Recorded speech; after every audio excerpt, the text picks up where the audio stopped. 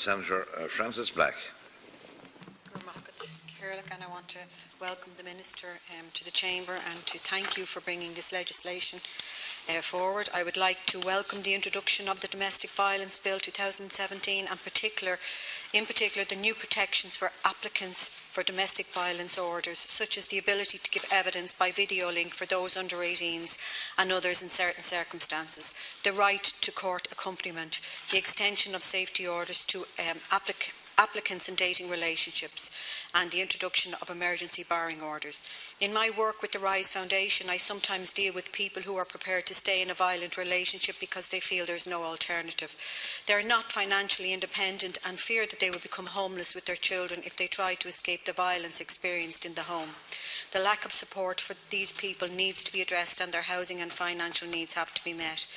The introduction of this legislation is so welcomed, as the provisions in the bill will allow Ireland to ratify the Istanbul Convention, Council of Europe Convention on Preventing and Combating Violence Against Women and Domestic Violence. We all know the statistics. A recent European Union survey on violence against women has found that in Ireland 14% of women have experienced physical violence by a partner, which is a current partner or ex. 6% of women have experienced sexual violence by an ex or a current partner. 31% of women have experienced psychological violence by a current partner or ex. This same survey found that in Europe, 73% of women who have experienced physical or sexual violence by a current or previous partner indicate that their children have become aware of the violence. The scale of the problem in Ireland can be seen when we consider the fact that in 2015 there were 12,041 contacts with Women's Aid, in which 16,375 disclosures of domestic violence against women were made, including emotional, physical, financial and sexual abuse. The extent of the problem can be seen when one considers that of the recent solved murders of Irish women. More than half of the women were murdered by their husband, partner or ex-partner. Domestic violence is a crime, and domestic violence is everyone's business. Domestic violence kills our women, our children. Women deserve to be protected in their own homes, and I do appreciate what my colleague has said. Men also are suffering from domestic violence. All too often there is outrage and condemnation when a woman is assaulted in a public place, but the fact is that most violence suffered by women is in their own homes. A strong zero tolerance message should be sent out to anyone who commits or intends to commit violence in the home.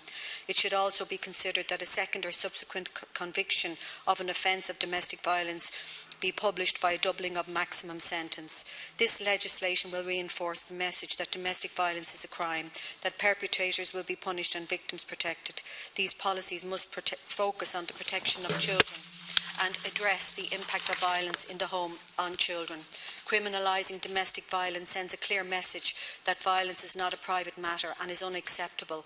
It is essential that protective laws are enforced and offenders held accountable. Violence against women recognises no racial, cultural, economic or religious borders. Both the human and economic cost of violence against women is enormous. The personal cost of violence against women can manifest itself in health problems such as depression, poor overall health, eating disorders, gynecological problems, substance, alcohol abuse and attempted suicide. The particular impact of domestic violence on children must be taken into account by all government agencies responding to violence in the home. Resources must be specifically allocated to support children who are exposed to violence in the home within the overall context of prevention and support for adult victims of domestic violence. Interventions that support children who are exposed to domestic violence are crucial in minimising the long-term harm. Staff who work with children need to be trained to detect early warning signs and to provide appropriate responses and support. Early detection programmes that train healthcare workers to ask women about domestic violence can also help to break the silence and encourage women to seek help. Providing services and support to adult victims of domestic violence can benefit children, especially when the specific needs of children are considered. Support for locating safe housing, income assistance, access to healthcare and referrals for psychosocial support service should be considered as means to assist all victims of domestic violence. The link between child abuse and domestic violence has been clearly established, with domestic violence being a very common context in which child abuse takes place. It's also been found that the more severe the domestic violence, the more severe the abuse of children in the same context. International research documents both the occurrence of child the co-occurrence of child abuse with domestic violence and the impact of domestic violence on the development needs and safety of children. Exposure to domestic violence is recognised in itself as a form of emotional abuse with detrimental effects to children's well-being. I welcome the emergency barring order in this bill as it puts safety ahead of property rights. When barring orders are granted to protect a woman from her abusive partner, there is often no assessment process looking at the safety and well-being of children of the relationship. For example, in many cases, the perpetrator may be barred from the house but still have unsupervised access to the children and use that access to continue abusing the children. It is imperative that the risk posed by a perpetrator of domestic violence to the children of the family and the impact of such abuse on them is assessed and that immediate interim measures are taken to protect the children. When granting a barring order, the safety and well-being of any children should always be considered and appropriate. Interim measures should be put in place to protect them from further abuse. When examining the issue of domestic violence, it is essential we are not only deal with acts of physical, including sexual violence, but also acts of psychological and economic abuse, including stalking and other forms of harassment, and acts which are undertaken in order to exercise coercive control. Indirect forms of harassment, including posting online of harmful private and intimate material in breach of the victim's privacy or impersonating them online, are also forms of abuse. At present, there is a lack of measures to provide for immediate protection in an emergency situation when the courts are not sitting.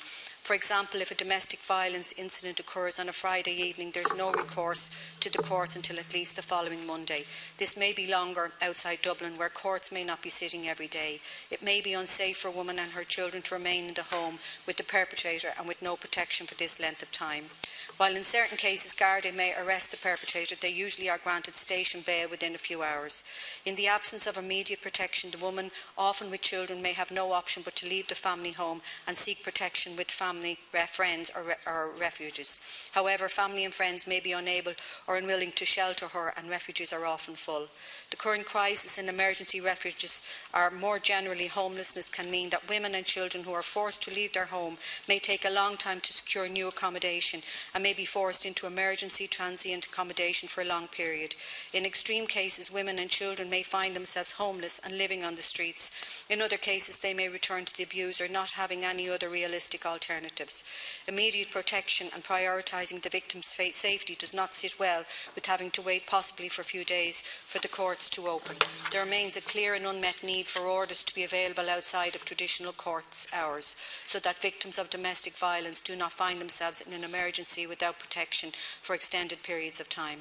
The commitment, including in the Minister's press release, to bring forward amendments at the bill at committee stage to extend access to safety and protection orders to those in intimate and committed relationships who are not cohabiting is very welcome. And again, Minister, I thank you very much for bringing this legislation forward. Thank you, Senator. Senator Cullen.